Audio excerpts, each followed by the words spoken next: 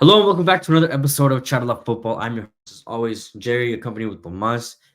We haven't got a lot of football to talk about, but we do have some interesting topics, something that was and has been on our mind for quite a while now. And it's Selección Mexicana talk, Federación Mexicana talk. I mean, there's a lot of controversies always going in and out of the Federación Mexicana. So of course we have to bring it up because of recent events. I mean, regarding the early exit from the Copa America. I think that's just the icing on the cake, really. That's just what kind of set everything off. And I mean, I remember making a video on Instagram about telling people to not go to the games. And I just wanted to make a video. We both wanted to make a video that really highlighted the problems that we've seen recently, but also, I mean, that has gone past 4, 5, 6 years, maybe even 10 years. Problems that have been here within the Mexican Federation for such a long, long period of time. And I think it is important to highlight it because not a lot of people highlight it. And I think what a lot of people do in media is that they highlight the recent events and not really talk about was what got us to that point. But before we get into everything, firstly, Tomas, how are you doing today? It's Friday afternoon. It's hot as fuck, but it's a good day to talk about Selección Mexicana. Yeah, doing just fine here, bro. Another day in the office. Yeah. Well, today we got an interesting topic, luckily, and hopefully you guys are here for the whole video. So make sure you subscribe, you follow us on all social platforms: Instagram, TikTok, Twitter. Make sure you support your small creators because together we're gonna make it big. Help us get to that 2026 World Cup because we want to get there and be one of the bigger platforms once we're in that position. But yeah, make sure to follow us on our personal accounts too. I'll make sure to put that in the link down below. But let's start with scratching the surface because, like I said, a lot has happened within the recent year and a half ever since Juan Carlos Rodriguez La Bomba was appointed as the Mexican FA chief. So he is like the top dog, I guess you can say. He calls all the shots. May 22nd of last year, he was appointed as the top dog and he brought in a lot of ideas. I mean, I remember one of the first things that he did was put out a video um, talking about how he's gonna fire Diego Coca, and that was the moment that everybody knew that he was firing Diego Coca, and he was talking about all these things that all these um, this restructuring that he has to do of the whole process of the Mexican Federation, and talking about the multi properties, getting rid of that, talking about um, um, promotion, relegation as well. I mean, things they were basically false promises, and I mean, it's sad to see that we never really got to see some of these promises become fulfilled. But obviously, I mean, there's so much more than just what happened during that small specific time frame from the moment he was hired to this point in time, bro. Yeah, I mean, it was. I remember hearing it. His plan to get Mexicans European nationality, or not European nationality, European passport. Hmm. Um, and it seemed more genuine than what it came out to be. I know we got in two recent players in Europe, and I think they're pretty decent. I think they can do something better in Europe. But what I don't like is if you saw the press criticized Rodrigo Huescas for going to Denmark because it wasn't because they weren't a big team. You get me? But they're playing Champions League. I mean, well, right now they're playing Euro League. But either way, these are the moves we need to make because it's all the moves that Uruguay makes. It's the moves that Argentina makes. Where Uruguay sent Darwin Nunez to Almeria for 4.5 million and Ronaldo Araujo to Barca for 1.7 million. Meanwhile, Monterrey sold Cesar Montes to Almeria for 15 million. And these players are world class players. I mean, Valverde to Real Madrid for 5 million. Like I'm saying, world class players. While Cesar Montes is a really regular player, yes, he's a decent center back, but 15 million, where you could have gotten Darwin Nunez, Valverde, and Ronaldo Araujo for way less than 15 million. Hmm. It's just, I mean, it shows everything that's wrong with the property. Yes, he said that he wants to Like abolish them basically all. abolish multi-property. Pachuca has to sell most of its shares now in either León or Pachuca, but they're obviously probably gonna sell León because their name is literally Grupo Pachuca. Yeah. Same thing with Caliente. They own like 4 or 5 different teams. I don't know which ones, but I know they own a good amount of teams in Liga MX. Yeah, and the thing with Caliente is like in some of those teams they have like 20%, so it's legal, Mhm. but still it shouldn't happen. It's Yeah. still something that needs to be talked about. I know obviously as a owner you're not able to sell all the shares in like a 6 months, so I think it's probably gonna go like today it's you can only own 49%. Maybe in a couple months it'll be you can only own 30%. Hopefully it keeps going down gradually. But I mean, basically, if we're going to the basics of it, like player by player, which is just scratching the surface, like we're doing right now for momentarily, it's those players that we're selling them too expensive and they don't have the quality as a Uruguayan or A as Brazilian. a Brazilian or Argentinian, and it's just it comes down to development. Mhm. And I mean, it's something that we've shown we don't have. The U.S. is literally beating us in development. Well, They yeah, are. They are. They they really are. They're are. beating us in development. They're getting more players to Europe. Yes, they're selling them cheaper because they're just the U.S. isn't reinventing football. They're just doing what they know works, which is get prepared trainers, which they do. They get a lot of prepared trainers from Europe and South America, and sell their players to Europe for cheap, which is what South Americans do. Mhm. And they know these two things work, and they know that if it's not this generation, it'll definitely be the next. Yeah. And it's not rocket science, to have a solid national team. It's simple. It's not easy, but it's simple. You know what you need to do. It's like anything in this world, like getting fit. You know what you need to do every day. It's just doing it constantly. This new rule, I'm gonna touch a bit on it. We're gonna go a little deeper. La regla de los menores, right? Mhm. We've had this rule before. It worked. We got Hector Moreno to Europe. We had Giovanni Dos Santos, Carlos Vela, Chicharito. We had Hector Herrera. We had Andres Guardado. I mean, there was a time where in 2015, 2016, and 2017 where we had a squad full of Europeans. Mhm. Yeah. Obviously, we're playing there. Why do we abolish this in the middle of 2011, 2012? Was it abolished then, or was it abolished? I heard it was abolished between like COVID season. No, it was abolished. I think 2011, 2012. Yeah, la regla de los menores was abolished in 2011, 2012 because I remember by 2018 you could already play with the majority of extranjeros you wanted. Mhm. So yeah, it was abolished way back then. And if you think about it, we haven't had any players like as good as how would I say As good Carlos as Vela COVID. or Yeah. Giovanni Dos Santos. Yes, they didn't live up to their potential, but imagine if we had Giovanni Dos Santos and Carlos Vela and two or three more players, who are just as good as they are because they are decent. And I've seen a lot of Mexico fans say that, oh, like like just give it up. Mexico's not never gonna win a World Cup because we're just bad at football. Like we're just bad at football. Like that's not why. We've had good players. We've had world class strikers. With Hugo Yeah. Sanchez, we had the best defender in the world at one point, which was Rafa Marquez. We were always able to compete with the best teams in the world, and And it all of a worked. sudden we can't. And they say, oh, just the Liga MX is bad. Okay, you say the Liga MX is bad, but look at the Uruguayan. I think his name is Maxi Araujo. He's benched at Toluca, and he had a wonder season with fucking Uruguay. Uruguay. And then you look at the two players from America, Lichnowsky and I forgot Diego Valdez. This year. Starting for Chile. These are quality players, and you're saying that the Liga MX is bad? Like, no, why? These are all Liga MX players at the end of the day. Why can they compete, and why can't our Liga MX players compete? It comes Mhm. down to mentality and development. Yeah, I think development is the main issue. Mentality is an issue as well, but that always comes down to the player, the way they grew up, and that's just a cultural thing versus development. That's something that we can change, but we haven't seen any change.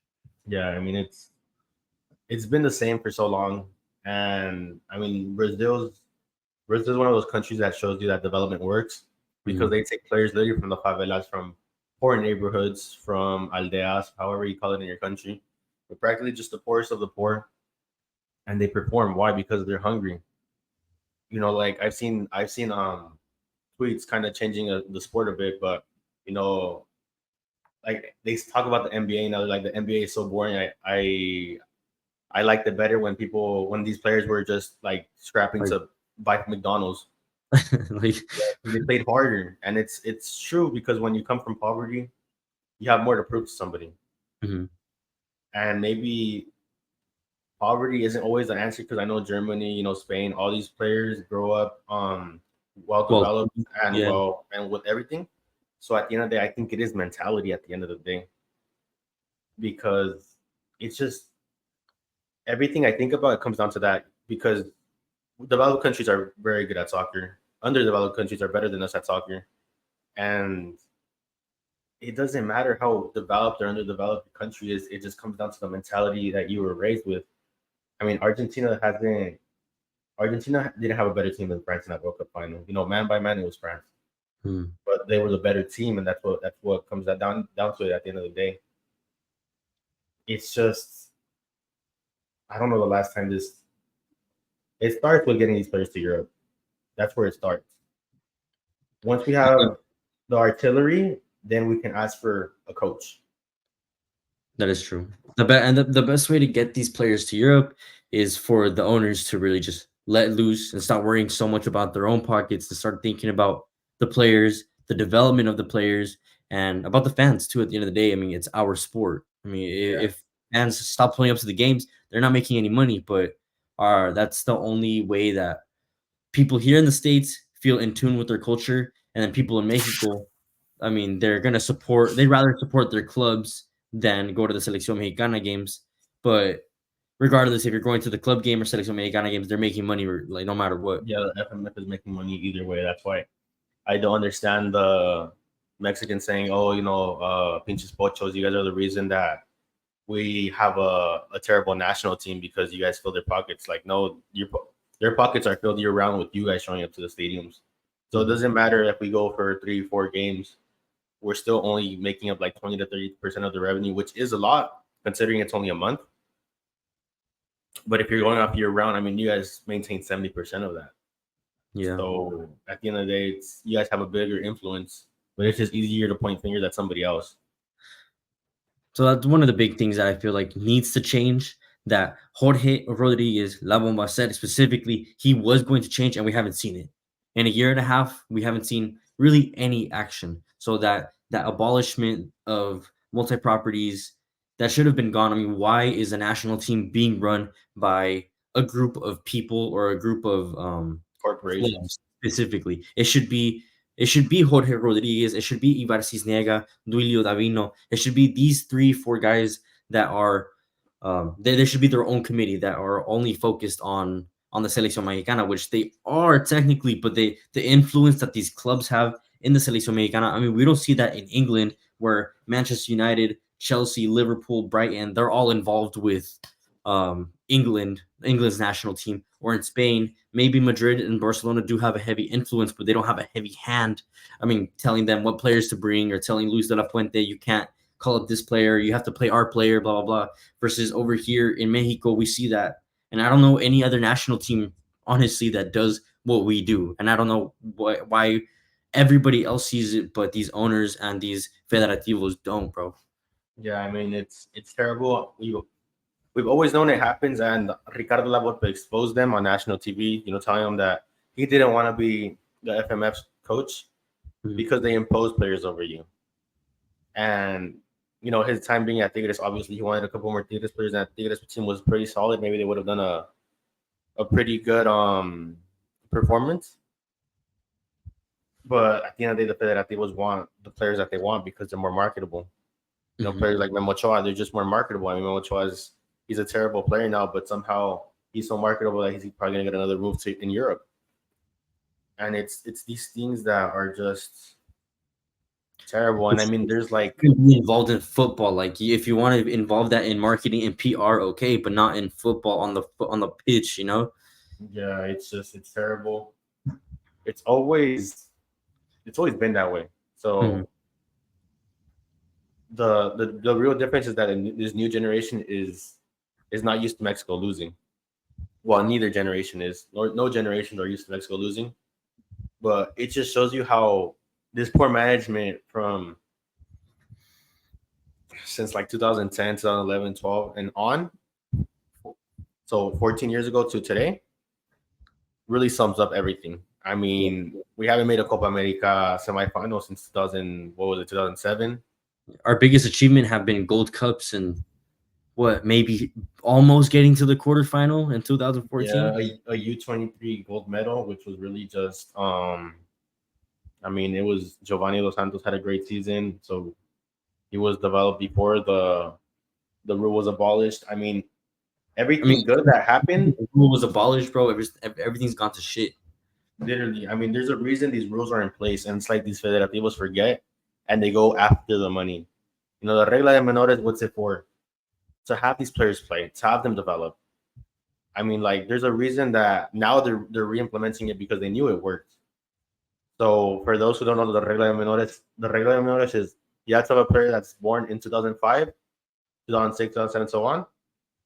You have to have them in 100% of the time. Not just that, not solely that player, but any player born in that year or on.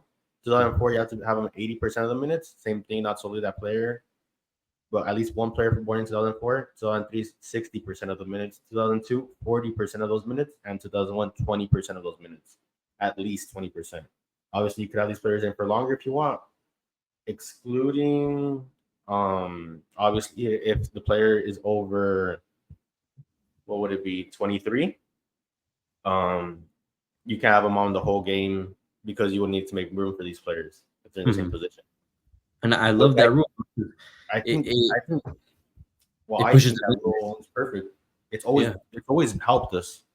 In the long run. It's always helped us. I mean, we saw how Mexico was when they had a combination of veteran players who developed under this rule and youngsters coming in with this rule.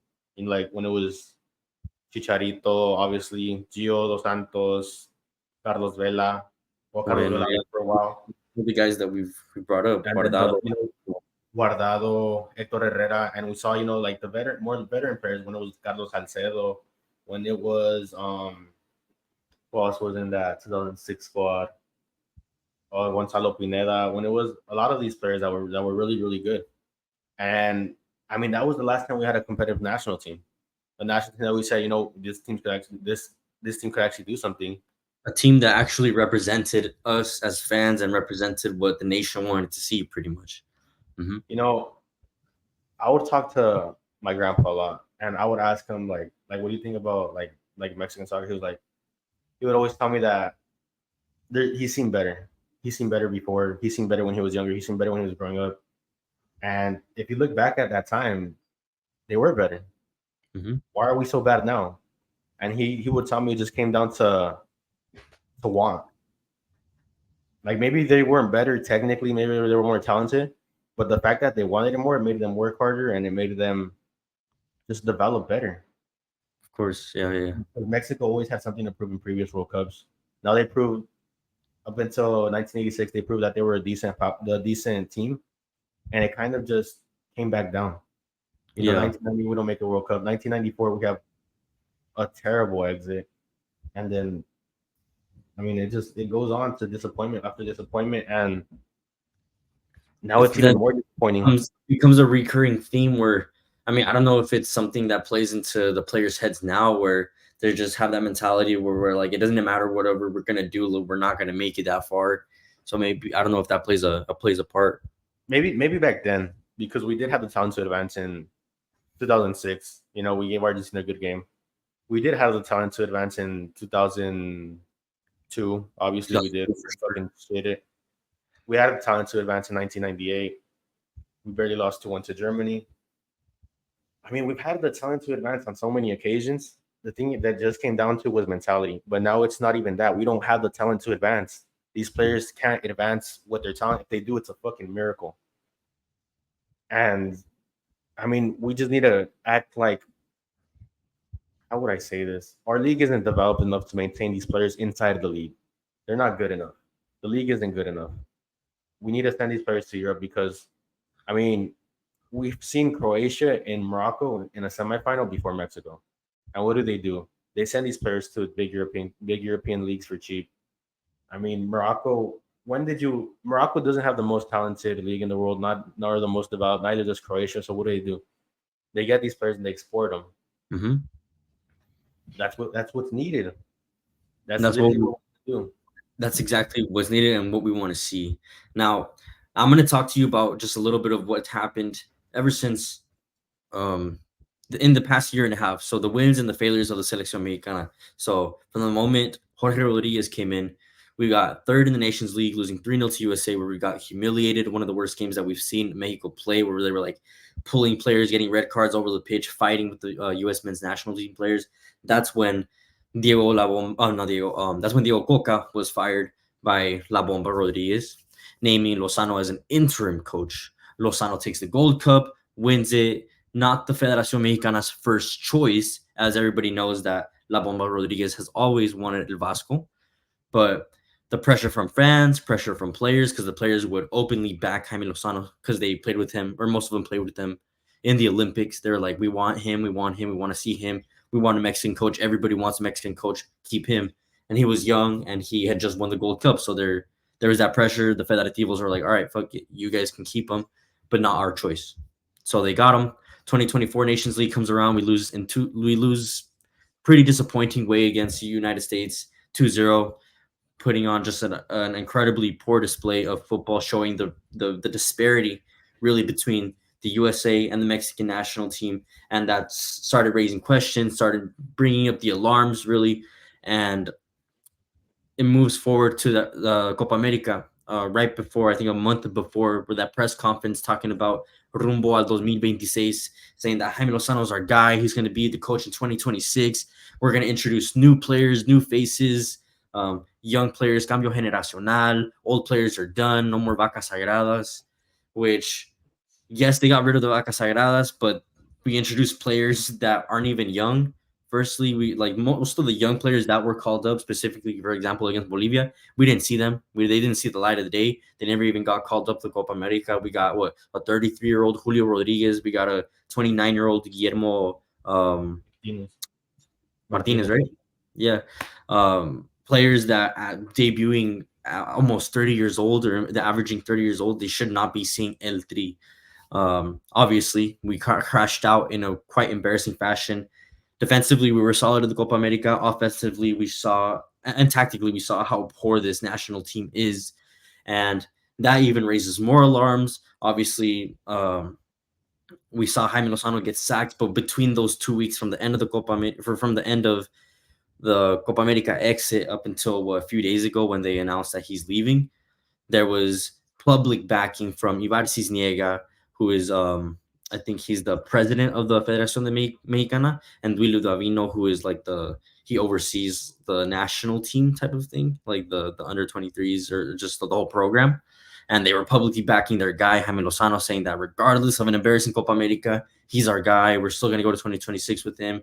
And I mean, the big guys, the Grupo Caliente, Pachuca, they didn't want him. Nobody really wanted him. The guys that really truly call shots within the Selección Mexicana, they didn't want him. They always wanted Javier Aguirre, and eventually they got him in a manner that is pretty fucking sad to see and almost embarrassing for Jaime Lozano, because you shouldn't have to demote a guy that's already head coach or ask him to be an assistant coach. Like, either just fire him or don't even ask him that.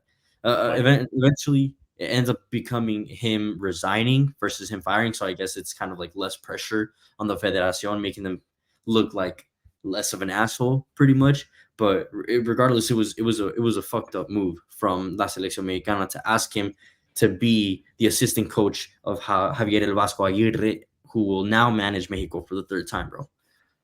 Yeah, I mean, I don't like that move. I think El Vasco Aguirre is terrible for La Selección Mexicana.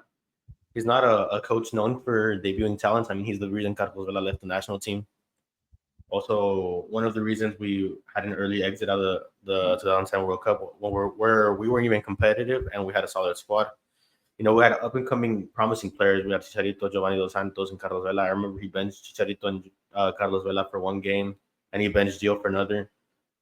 So, I mean, he started Conejo Perez at goalie. He started Bofo Bautista. I remember one of those games. And my thing was Bofo Bautista, okay, great player in 2006.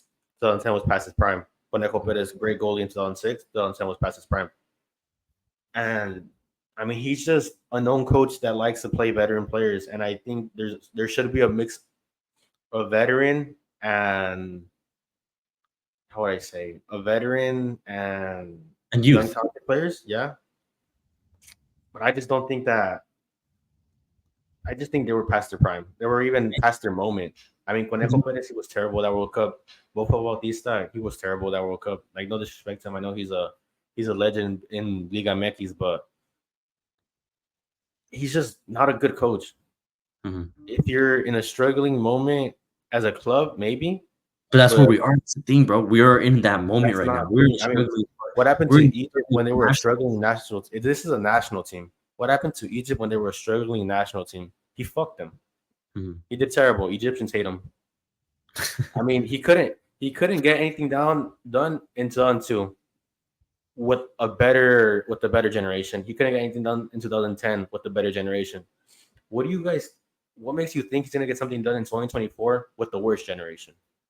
Nah, that's where I'm not sure as well. Like I'm not gonna say that it's a bad appointment from the Selección Mexicana It's a because terrible one. realistically, as a Mexican coach, there really is nobody better. Like if we're playing by what the people want, what the fans want, what the federativos want, they obviously want somebody that's Mexican, so that way there's public support and not as much backlash saying like, oh, why are you getting these foreign coaches?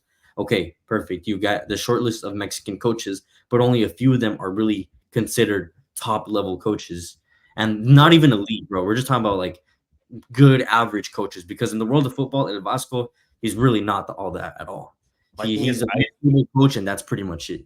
I don't need a Mexican coach that's gonna underperform a coach from a different nationality. Yes, we've gotten coaches from other nationalities that didn't work, but look at the coaches that we got. They were terrible. They weren't Mhm. even proven in any league. I mean, they were just so terrible. Because look at South America. Colombia, foreign coach. Who else? Ecuador had a foreign coach. I think the four teams that qualified to the quarter, The no, the semifinal, finals, they were all Argentinian coaches. except That's for not- Canada. Oh yeah, Jesse Marsh. Jesse Marsh had it. I mean, you're aware Marcelo Marcelo Bielsa. Like Marcelo Bielsa is the guy we could have gotten. Bielsa. Thing is that the Federación felt like he was asking too much because he wanted to control from U13 and up, which is what you need a coach to have. I mean, if you want, he wants to win World Cups. Marcelo Bielsa wants to win a World Cup. He wants to win Copa Americas, and he knows that it starts from the bottom, from these U13, because maybe you think, oh, they're kids, like what impact are they gonna have? But in 5 years, those kids are gonna be 18 years old. They're They're gonna gonna be be ready. the youngsters in the world. I mean, there's teams debuting 16-year-olds like Spain, 17 14 year year olds olds. now over here in MLS. Kevin Sullivan getting That's his what I'm. debut. That's exactly what I'm saying. And the thing is that they think, oh, he's just a kid, like maybe he's not able to perform. Obviously, he's not going to be able to perform right off the bat. 14 years old. Okay, he has 2 years playing in the league by 16. At 16 years old, he's going to look like a 22-year-old in Liga MX.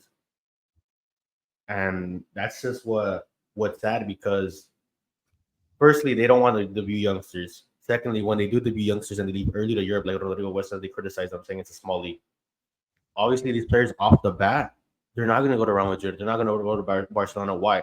Because we don't have that reputation of being World Cup powerhouses like Argentina and Brazil. I mean, not even. It's rare for a Uruguayan to go straight to Barcelona, Real Madrid, or a team Mhm. of that tier. I mean, Darwin Nunez went to Almeria, Luis Suarez went to Ajax first, right? went to Ajax, then he went to Liverpool, then he went to Barcelona. So Mhm. it takes steps. You need to prove yourself in. Like my thing is this: maybe Denmark has a league that's very similar to Liga MX. Okay, but performing in Denmark gets you seen by these European coaches.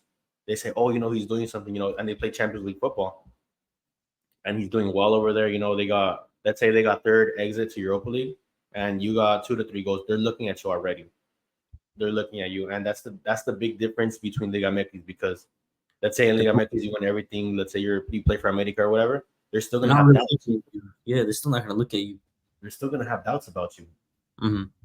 and that's my point of view. I mean, we need these players going to these smaller leagues because Mexican fans are so against it. Oh, like white like every time you bring up something Jimenez, oh, he plays for Feyenoord though. Like that's a small league. Like, okay, that's a league that's a stepstone league. You need to step through there to prove yourself. Mhm. That's literally what Suarez did. That's what I mean. Ajax has had so many important players pass through their ranks, as well as Feyenoord, as well as many Netherlands teams from the Netherlands. Yeah, and plus they play Champions League football, and that's the Yeah, that's the league that everybody wants to play in, the Champions League. yeah, bro. I mean, it's just Going into the deep again, and just kind of on the topic of these youth players going out, and obviously we need to export as the federation. The federation needs to obviously fix the rules, and they did with this regla de menores. So luckily, we're seeing that implemented this year. Now, on that topic, um, so you said from 2005 to 2011, that's where we saw a lot of success with this rule, and now this rule is newly implemented. I mean, and controversially was taken away for quite some time, where we saw one of the worst periods of Mexican football. But now, hopefully, I mean, we're praying that with the introduction or reintroduction, should I say, of this rule, we can see these young players become become something better, become something that we haven't even seen before in the past. So I'm going to give you an example of some of the players that have debuted, and also that have played and have contributed overall this season alone. And there's only three jornadas that have been played. So technically, most of these players have only seen 2 to 3 games max. But Armando Gonzalez, 21 years old, has played for Chivas. He has 2 goals and assists in 2 games played. Alan Batistuta, 21 years old, plays for Pachuca, 1 goal. Carlos Sanchez, 22 years old, plays for Pachuca, 1 goal and assist. Gael Alvarez, he's 18, has already played for Pachuca. Tayel Jimenez, 18 years old, has played for Santos. Alan Vega, 23 years old, plays for Cholos, 2 assists. Aaron Mejia, 24 years old, plays for Cholos. Mateo Levy, 17 years old, plays for Cruz Azul. And that's just some. I mean, that's just the most from what I've seen throughout social media and just doing my own little research. Now, under 22 players, so 22, I mean, players that are under the age of 22 and younger have already contributed to 11 goals and assists and just 3 jornadas this season. So in just 3 games played, they've already contributed to 18 goals and assists, which is very good, which is what you want to see from your under 22 players. Some of them, the likes of Marcelo Flores, Rubalcaba, who plays at I forgot what team he plays at.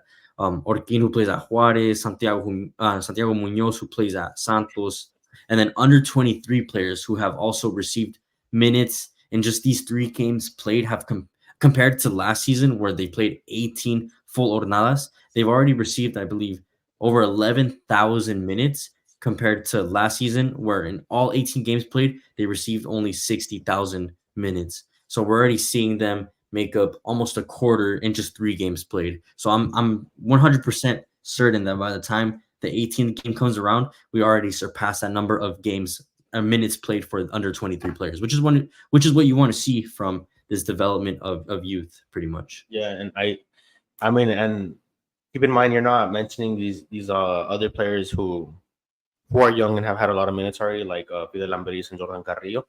Mhm. And so the tally just keeps adding up, and this is what we need. I mean, you showed that these players are not inferior to these other veteran players. The thing is that, I mean, Armando Gonzalez, La Hormiga Gonzalez, you don't know him unless you're a Chivas fan. Alan Bautista, you don't know him unless you're a Pachuca fan. Same thing for Carlos Sanchez. Same thing for Gael Alvarez, which I know Pachuca is notorious for believing in their youngsters. So it's not surprising from them to say that they're the biggest team on this list, most seen the most. My thing is this: why did we even take that rule away? There's so many benefits from it, and we already see it.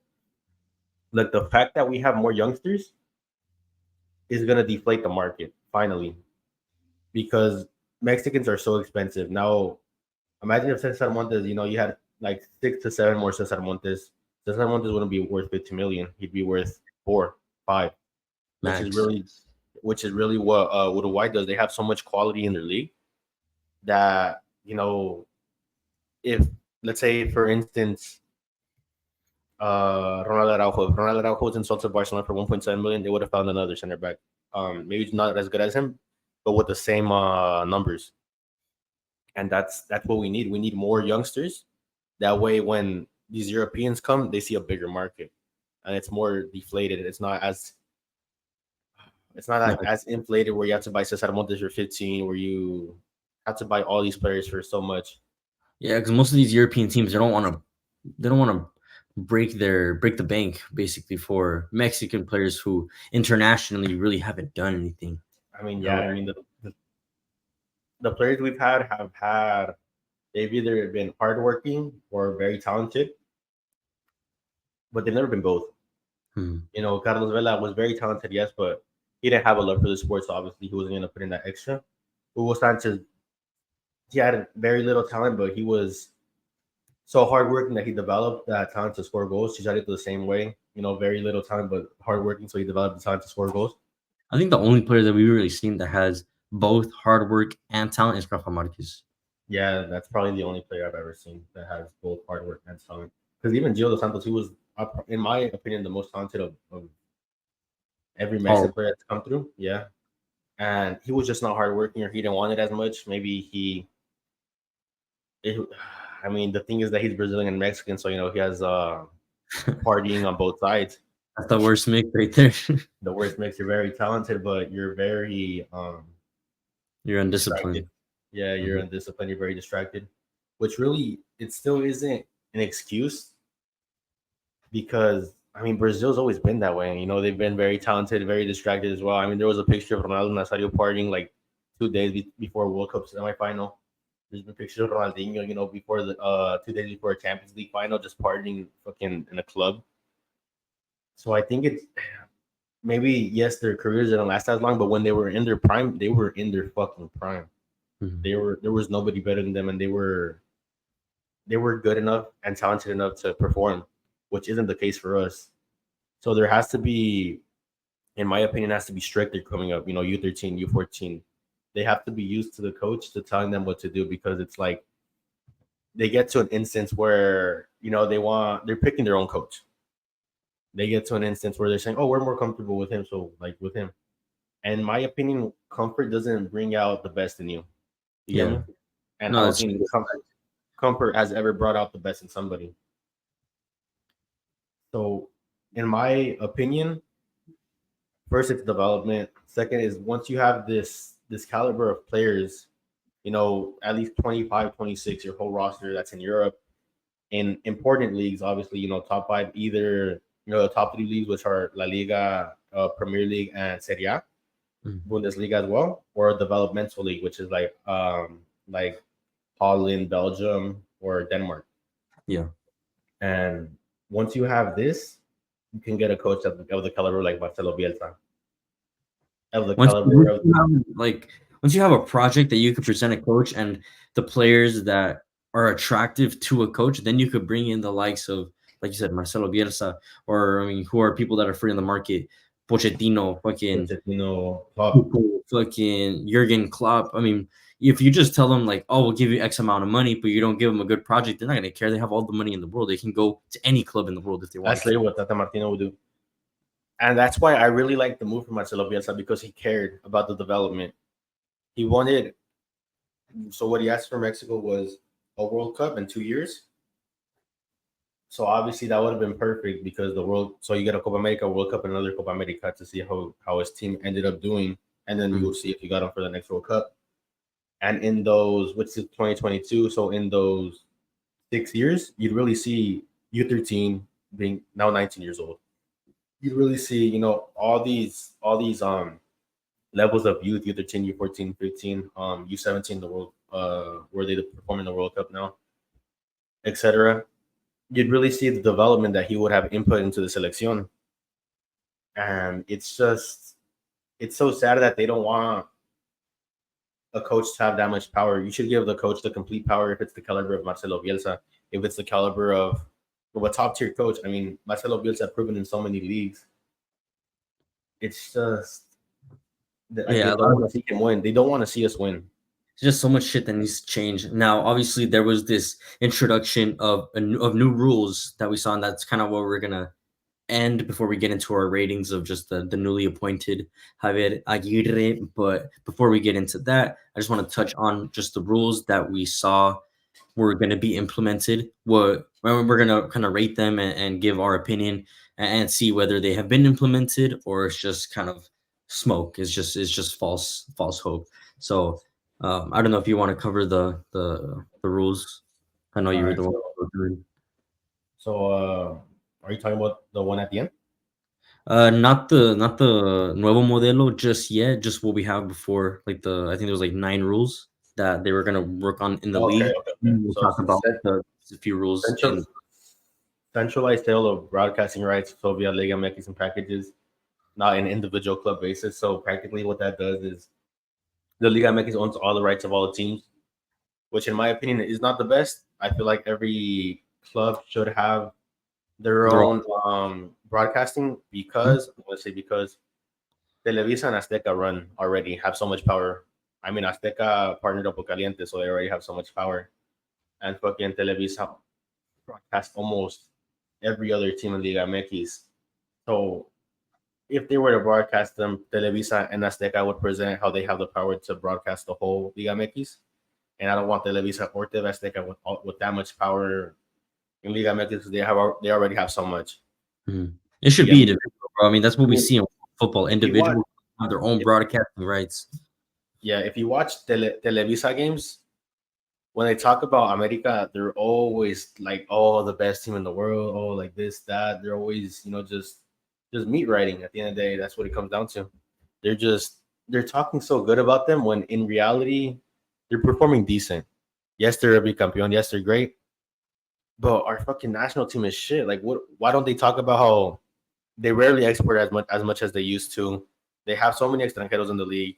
There's like 2 to 3 Mexicans playing for this team, and there's just so many things wrong with um talking good about Club America because of how they corrupt FMF. Now the same thing with TV Azteca. Always talking good about the teams that are under them. Like Tijuana, teams like who else under TV Azteca? Just any team that's under TV Azteca, they're always talking so well about them. I mean Santos, Atlas, and it's just like I remember the Chivas Atlas game where they lose 1-0, and they just say that Atlas played so well, they played so good. They lost 1-0 and they had one of the worst seasons in their history. And my thing is, if you're gonna talk about a team, like good about a team, at least have them fucking win the game. At least have them perform well. Off of their own merit, not just Not off because they fucking pay you. yeah. I mean, I remember this recent game, Tigres versus America. I remember the what was it? TUDN talking, America played well. It was just that one set piece. I mean, if you watch the game was pretty even, yeah. But when you have an even game, obviously the more talented team wins because it's very even in every aspect. And for me, Tigres was the sole winner, and it's just I didn't hear one fucking word about Tigres, not one fucking word. Not they performed well, they defend very well, which they did, and it just comes down to so many things. They always talk about the good of their team, even with the fucking Federación Mexicana. I remember David Faitelson was talking to I forgot who, but La Volpe was there. I know La Volpe was there, and there was 2 other comments. Layun was there too, no? Oh, Layun was there too. Yeah, yeah. And he was telling them the truth. They played fucking terrible. They need to do better. These players have more fucking heart. They have to have more fucking heart. They don't even have the want to win. They're scared to shoot. He was telling them the truth, and Layun was like, "Oh no, like I think they did pretty well." And the thing is that no, they fucking didn't. Yeah. Even they went back to a lady. I think it was Ana Katia Hernandez, right? I don't know. I'm not sure if it was her, but she was saying, that's unfair to say about the Federación Mexicana. And I'm just thinking, like, no, it's not. That's what every fucking fan is thinking. And that's what real journalism is. You have to be able to question the hierarchy, the people that are above. You have to be able to press them and find change, not just eat off of their hands. Like because where's the real journalism? The real journalism in that, that's what those guys are being paid for. Journalism. Yeah, it's just so fucking biased. And I mean, even Osvaldo Sanchez just looking at him like not saying a word. Like Osvaldo Sanchez is dead ass thinking in his head, like we shouldn't be saying this. Like we're probably gonna get fined, or he's probably gonna get fined. Because why? Why, How why, can did you that, affect this why did that election? be you and me the ones that have to speak up, bro? Why is it all on us? Yeah, like oh my gosh, bro. And I respect Faitelson because he says what he thinks. Sometimes he hits it. Sometimes a lot of times he misses it, but sometimes he hits it on the head. And that was one of those times. And if I'm a Mexican, I'm not going to the fucking games. I'm not watching this fucking team for until they show some fucking result. Yeah. And That's what I would call, bro. That's what I would call for. I would be like, and I've already said it, just don't pull up to the games, don't support the partidos moleros, especially the ones here in the States. I If you mean, want there's to a game versus. support, it's different, but I mean, the thing that FMF tried to change was that they were have higher quality in the games that they played. mhm. And I like now that they're going to be introducing games now in Mexico. They're going to have a game in Guadalajara. I forgot where else they're going to play a game, but they're looking to play 2 games in Mexico. I think this one in this year. I think the end of the year in October. But I mean, I don't know, bro. hopefully nobody goes, bro. I mean, at the end of the day, I don't want to have this fucking federation making money if they're not even developing shit. Look, I'm gonna read the rest of the rules that we have here. That way we kind of just speed things up, and you just tell me. You're gonna tell me what we've seen or which one we haven't seen, like which one's false and which one is true. Basically, a new scheme to move towards the end of multi-club ownership models. New We schemes haven't move. seen it, Okay, so I mean, we needed that. but we haven't. And Seen it, right? This was introduced over a year ago. We haven't seen it. yeah, I mean, it's developing. I know the Pachuca has to sell most of its shares of either León or Pachuca. I don't know. Televisa has a different thing because they own America, and his cousin now fully owns Necaxa. It's the same last name, but they're fucking cousins. I Mhm. mean, Murillo Azcárraga at one point owned Necaxa, Atlante, and part of America, and was a fucking federativo in the Federación Mexicana de Fútbol. So that's really what's wrong with this shit of a federation. How do you own 3 teams and you're on the board? Like the people on the board have to be unbiased. Mhm. Obviously since you own these teams, you want these players to play in the selection because you want your players because you want your club to get this The most exposure. representation. Mhm. So that's really what's shit with this. But so my thing with this with multi club ownership ending multi club ownership, sorry. Um, I think that's perfect. I know there's a lot of new investors. I know Salma Hayek's husband is looking to invest in the soccer team.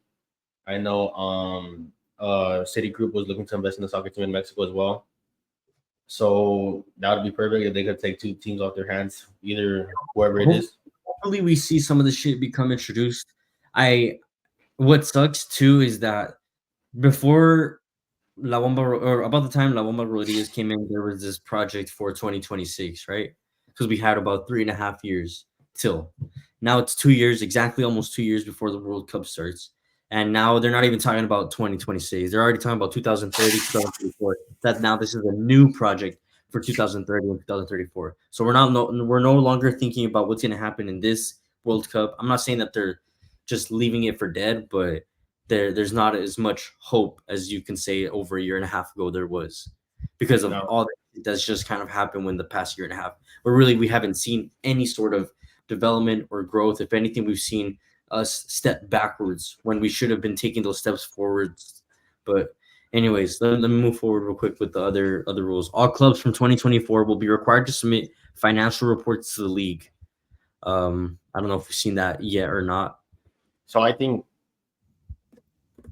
it's just so the thing with this is so difficult because it sounds good on paper, but these people in the league, some of them have influence from the owners of the league. Mhm. Some of them are friends with them. So I mean, there has to be a new restructure. If the league is going to act like judges, there has to be new personnel in the league. You know what I mean? So there's no bias towards America, towards Chivas. There's no bias to the bigger clubs in Liga MX. And I mean, that's my only thing. But other than that, it seems like a perfect rule. Creation of a new under 23 category, which will eliminate the current under 20 system. The new system will merge with the existing expansion league, which is considered the second division, but these teams can't even promote. So to create a competition called under 23 expansion, so 23 expansion. I think So I that's think that's a that's good decent. idea, but there's really no point in that if these teams can't move forward, or if the teams that are up in the first division cannot get relegated. You still have to create that sense of of competition. Like The we thing see is that everybody. Descenso's done. There's never gonna be Descenso Liga MX ever again. I mean, Record confirmed it. There's too many loopholes that were blocked for it to happen to even be a conversation. Um, so Descenso's done. Yeah, that's the next rule. It says promotion and relegation rules approved in 2020 are maintained with no changes anticipated in the short term. With the need of at least four certified teams in the second division that could be economically eligible to fight for promotion. Right now, there's only one. So Isn't it that's the Leones thing that's Negros? gonna happen. Four teams are gonna fight for promotion, and there's gonna be four new teams in the league. Descenso is done. Descenso and Ascenso is never gonna happen ever again. Four new teams from the Descenso are gonna be able to go up. The affiliate teams can't fight for it, which is like Tapatio and whoever else is owned by what's it called, like a team in the first division. Obviously, these teams can't come up because they're solely for development. Teams like Leones Negros, I think it's Morelia and other teams like that can come up because Chiapas, they're their own entity. Yeah, Chiapas, they're their own entity. I don't know how they're gonna do it. I don't know if it's on the bit. I know they want to look for better owners. I know they want to look for people with, how would I say, that are better maintenance, that they have more money, obviously. Hmm. So I know that, but the sense is never gonna happen ever again in Liga MX. It's done as we know it. So in my opinion, the U23 expansion to a league, a developmental league where you have, only U23 players, I think that's good because they get out of it, bro. Honestly, it depends on what they get out of it. it looks like it's gonna be difficult to get out. But think about it, like, how would I say, it would be attractive to the European market. Like, oh, there's solid players in this league as well. It's just the thing is maintaining this league and developing this league. It's not just saying like, oh, only U23 players here. No, you need the best U23 players playing in this league. So let's say, a European club comes and likes some players from U23, they could obviously go directly over there and not at the price that you would normally go for a regular Mexican league player. And also, it's good for teams that now that have implemented this rule of the Liga de los Ley de los Menores, Regla de los Menores, sorry. They can look in the U23 and be like, oh, there's this 19-year-old or there's this 18-year-old that's playing U23 and it's pretty decent. Obviously, you're going to try to get the youngest that they can, and they could just, buy them, bring them up, or however it's done. I mean, I know Chivas has brought up a couple players from Tapatio like La Hormiga and Ricardo Marin. And I think they recently brought up the goalie. I think it's the third goalkeeper now. But I think it's pretty good. Now, Liga MX will apply the new FIFA regulations for soccer players' agents. Enforced since October of 2023, there will be a cap on commissions for representatives. Double representation will be prohibited, and they will only be able to enter in negotiations with the clubs of Liga MX, those who are officially registered with the Federación Mexicana de Fútbol. I mean, that's been a problem in Liga MX for so long. I mean, there's in La Selección Mexicana, there's like 3 or 4 players under the same agent, and they're the same 3 or 4 players that are fucking trash. So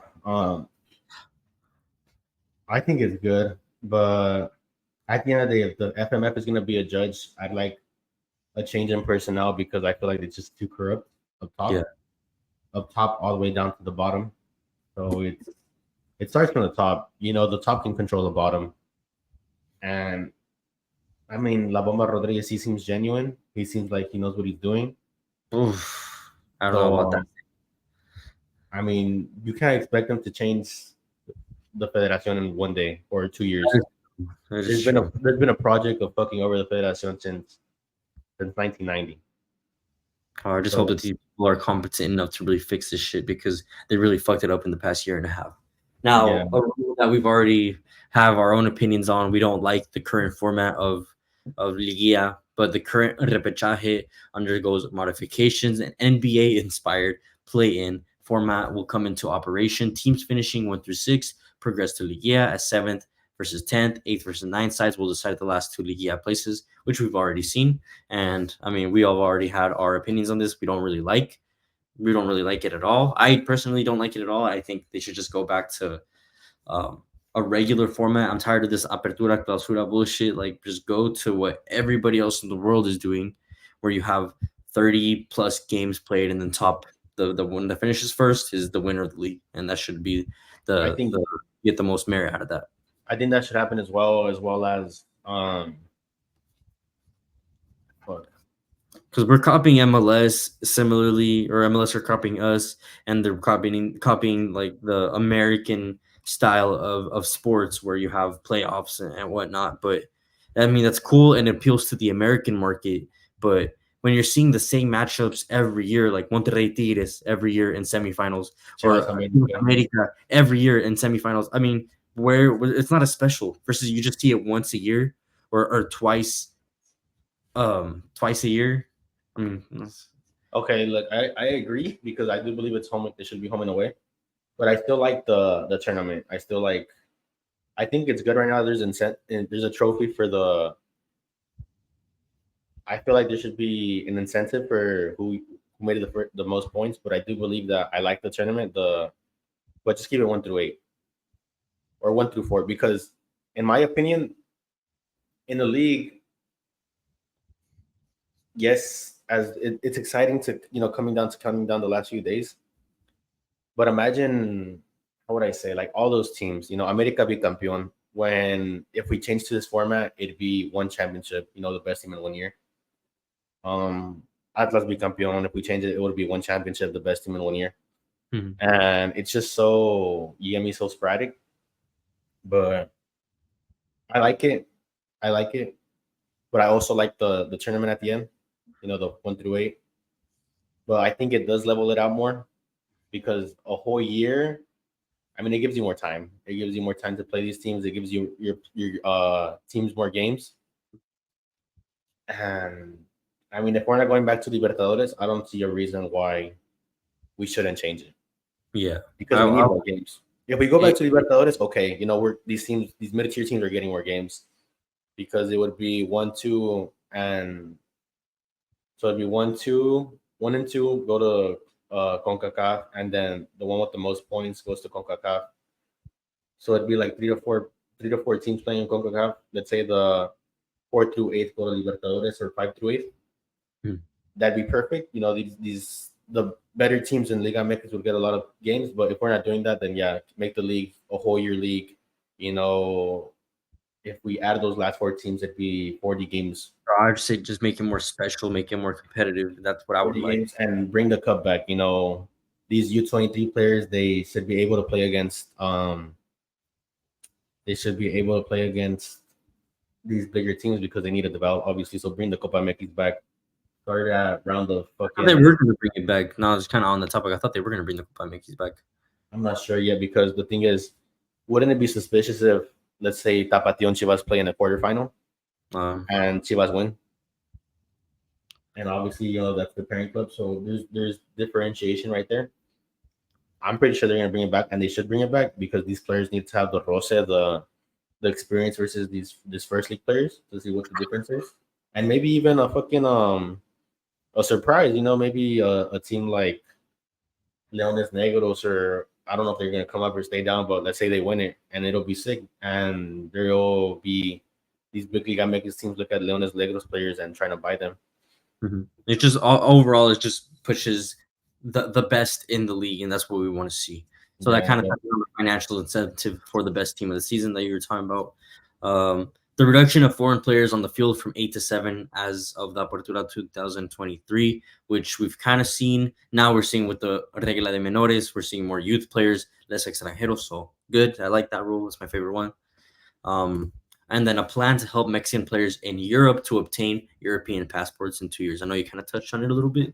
Yeah. So the thing with Mexicans, if you're born in any Latino Americano country, if you have a Spanish last name or can trace any descendants back to Spanish, which I know me and Gerardo can. I can trace my grandma came from I think it was Valencia, my great grandma, and I know Gerardo came. I don't know. Wait, you're white, bro. I don't know, bro. So practically, Spain has this rule where if you're Latin American and can trace your ancestry back to Spain, which most Mexicans can. I know it's like 86, 87%. That's one way. you can get a residency, and with the residency, obviously, you get obtain a passport. And the other one is, I think it was just solely for soccer players, which is probably what most of them are going to do. They try to, and with Spain as well. So that's what they're trying. I don't know. I don't have all the information on it, but I know it's the same amount of time as if you were a regular Mexican who had Spanish ancestry. You know, you go claim it, and the difference with the is that obviously there are athletes, so maybe it could be expedited, maybe it could be quicker. But I know 2 years is probably the same amount of time. I know citizenship would be you have to live in Spain for 5 years. So there's those are the two options that these players have practically. Mhm. I know a lot of these players aren't taught it, you know, like as well as the Argentinians are. The Argentinians, you know, once they're I forgot which documentary I was watching. I think I was watching I think it was Di Maria. So Di Maria is obviously Di Maria in Italian. Obviously, these Argentinian players have a lot of Italian ancestry, Spanish ancestry, German ancestry. Mhm. So what they do is they try to connect it as well as they can. I know Di Maria it was pretty hard for him to connect it, but he obviously did, and he got his passport. Argentinians get the passport really quick. I know there's a lot of on TikTok where they brag about being Spanish. I know Messi had a was part Catalan for another side was part Italian, Mhm. which Mexicans have a lot of European ancestry as well. So this is one option, and if you don't, the FMF is trying to do something with Spain for athletes, and obviously there's a lot of Mexicans playing in U20. I mean U20, the third division in Spain. I know There's a lot. Yeah, there is. there was this one guy playing in I forgot what team it was, but practically, and that's how they go. They go through that route because they have Spanish ancestry. There was a player So from America. I forgot what his last name was, Lozano too, or something like that. And um, he went back to Sporting Gijón. He was there on loan. He went back to America, but Sporting Gijón wanted him again. So I think he just went back this season too. yeah, and then Grupo Pachuca owner's son, I forgot his name. One of the owners,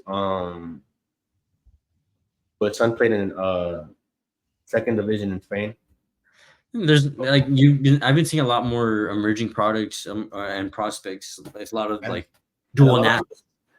yeah, From and my bad. So I was saying that there was a lot of dual nats coming up. There was one that plays in the Dutch league in Utrecht, and he's like he's has three different nationalities. He's I think from the States, Mexican, and Dutch as well. So he can oh, play that's for sick. either three. I forgot what was his name, but he just started for Utrecht in the preseason.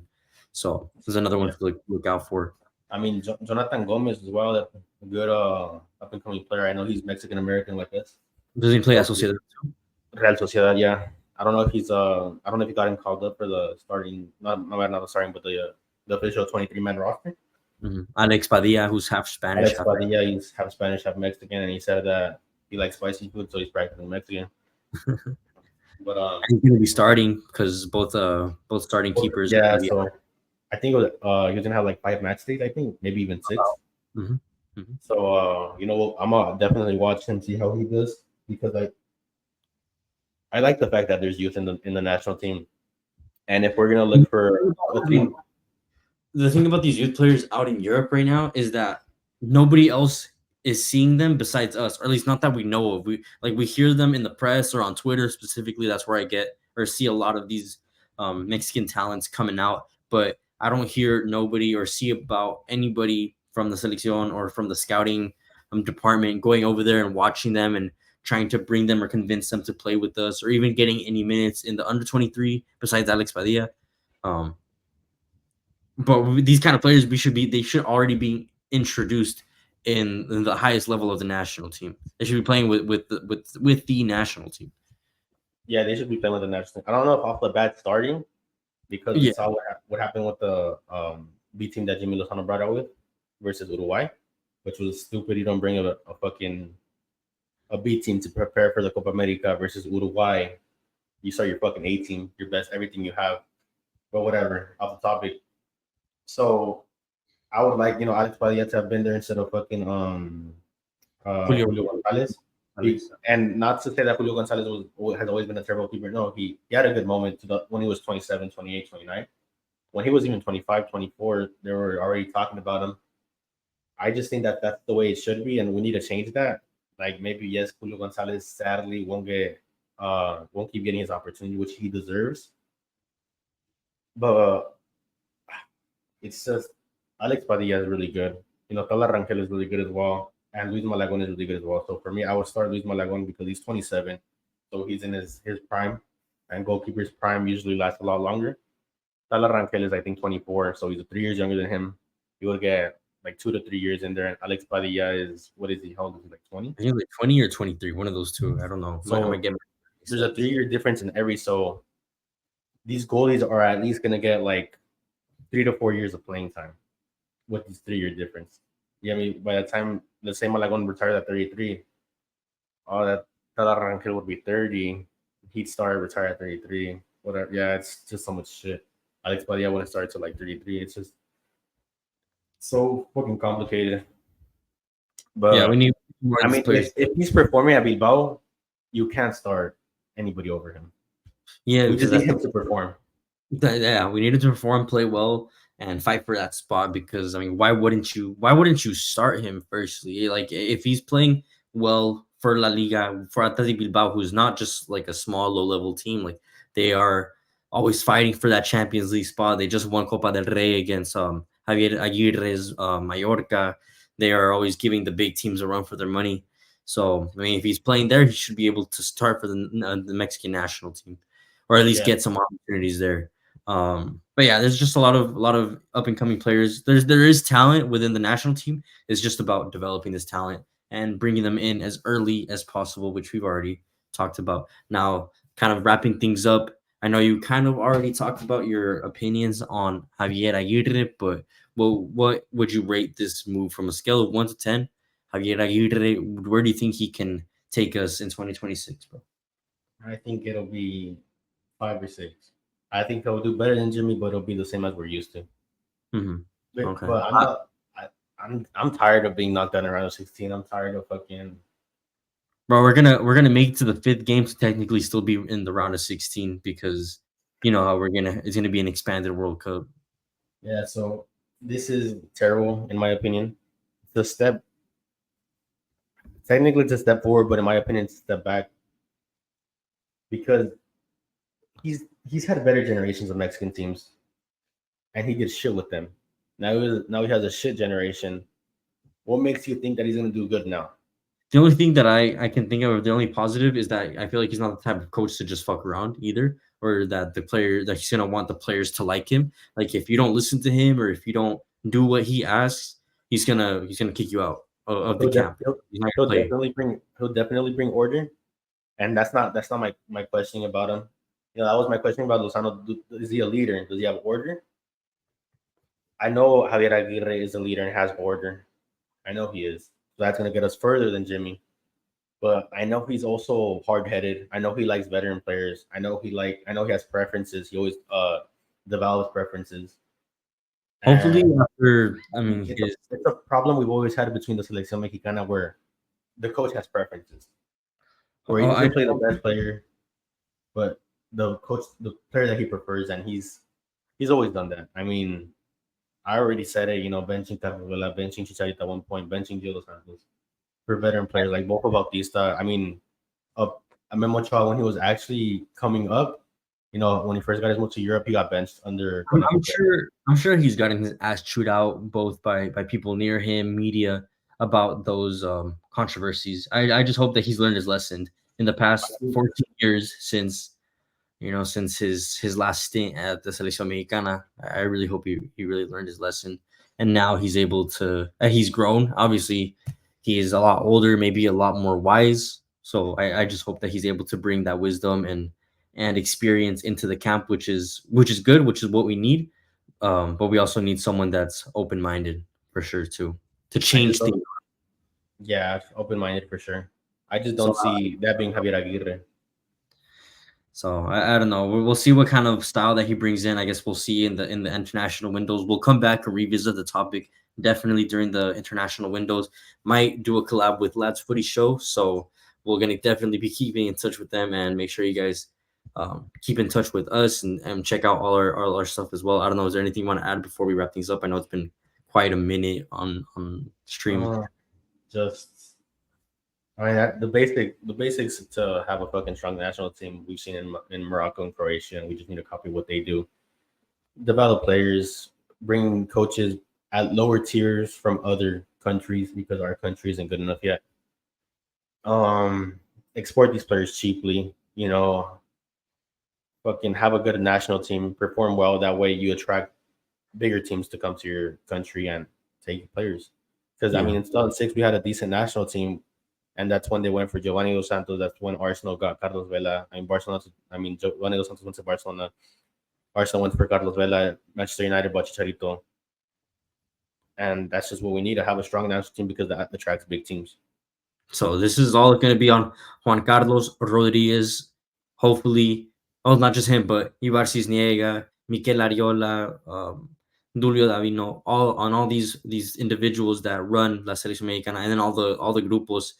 Get your shit together, please, because we need to see the best version of Mexico here in 2026 in our home. Basically, we cannot be another embarrassment like we did in the Copa America, and hopefully there is a set structure and plan that we can look forward to for years to come.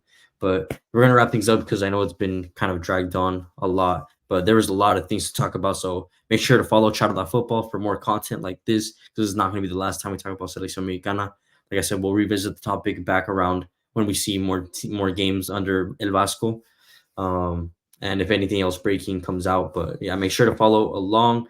Follow us on Instagram, TikTok, Twitter, all that good stuff. And support your small creators, because we're going to make it big together. Tomas, thank you so much for helping out. And my bad for taking away a lot of time, but thank you so much, bro. Thank you, bro.